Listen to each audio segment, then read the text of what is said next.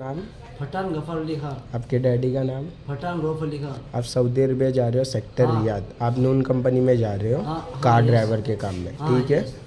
आपकी सैलरी है 1800 प्लस 200। 1800 आपकी बेसिक सैलरी है, 200 आपका खाने का है, ठीक हाँ, है। यस। 9 घंटा ड्यूटी है और डेली टारगेट रहेगा हाँ, 80 यस। पार्सल, हाँ, यस। ठीक है। 18 पार्सल करोगे तब जाके आपको इतनी सैलरी मिलेगी। हाँ, यस। आप वहाँ जाओगे, सबसे पहले आपका मेडिकल इंश्योरेंस अकामा बनेगा। अकामा बनने में 20 से 25 दिन लगता है, जब तक आपको सिर्फ कंपनी खाना और रहना देगी। जैसे अकामा बन जाएगा, आप काम पे लग जाओगे, आपकी सैलरी चालू।